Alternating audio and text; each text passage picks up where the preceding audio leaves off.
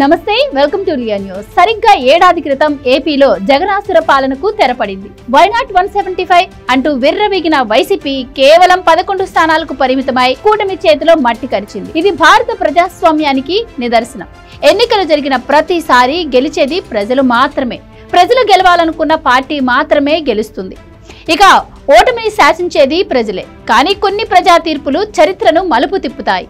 అలాంటి తీర్పే ఏపీలో సరిగ్గా ఏడాది కిందట వచ్చింది. 2024 జూన్ 4న కూటమి విజయ ఢంకా మోగించింది. దీంతో ఏపీలో ఇవాళ కూటమి పార్టీలు పండుగ చేసుకోవాలని నిర్ణయించాయి. 2024 జూన్ 3 వరకు వైసీపీ నేతలు రెచ్చిపోయారు. మరోసారి అధికారం మాదేనన్న గర్వంతో కన్ను మిన్ను కానకుండా ప్రవర్తించారు. బటన్ నొక్కాం, అకౌంట్ లో డబ్బులు వేశాం, ప్రజలంతా మా బానిసలు, మాకు తప్ప మరెవ్వరికీ ఓటు వేయరని ఫిక్స్ అయిపోయారు. ఎదురు తిరిగితే దాళ్లు చేశారు, దౌర్జన్యాలు చేశారు, బెదిరించారు. తప్పుడు సర్వేలతో ప్రజలను తప్పుదోవ పట్టించే ప్రయత్నము చేశారు. పార్టీ క్యాడర్ను బెట్టింగ్ల వైపు మళ్లించి వాళ్లను నిండా ముంచేశారు. అయితే ప్రజలు మాత్రం వైసీపీకి, ఆ పార్టీ అధినేతకు తగిన విధంగా బుద్ధి చెప్పారు. అర్ధరాత్రి వరకు క్యూ లైన్లలో వేచి ఉండి ఓట్లేశారు. దీంతో జగన్ కు ప్రతిపక్ష నేత హోదా కూడా గల్లంతైంది. 2019 ఎన్నికల్లో 151 స్థానాలు గెలిచిన జగన్ 11 సీట్లతో పాతాళానికి పడిపోయారు. ప్రాంతం, జిల్లా తేడా లేకుండా అన్ని ప్రాంతాల్లో వైసీపీ తుడిచిపెట్టుకుపోయింది. అధికార కూటమి పార్టీకి మెజారిటీలు ఏకంగా 50,000కు పైనే. జగన్ పై ప్రజాగ్రహం ఎంతగా ఉందో కౌంటింగ్ మొదలైన గంట సేపటికే తెలిసిపోయింది.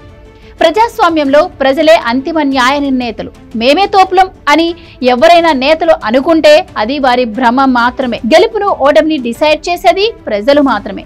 అందుకే అంతిమంగా గెలిచేది ప్రజలే. దాన్ని పట్టించుకోకుండా ప్రజాస్వామ్యాన్ని తక్కువ అంచనా వేస్తే పాతాళానికి పడిపోతారు. ప్రజా అభిప్రాయాన్ని తెలుసుకుని రాజకీయాలు చేస్తే ప్రాధాన్యం ఉంటుంది.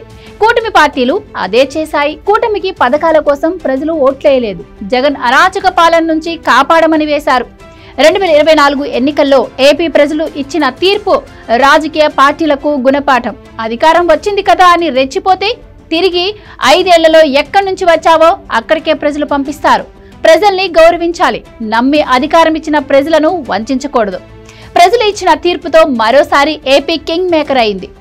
ఏపీ ప్రయోజనాలు ఇప్పుడు నెరవేరుతున్నాయి.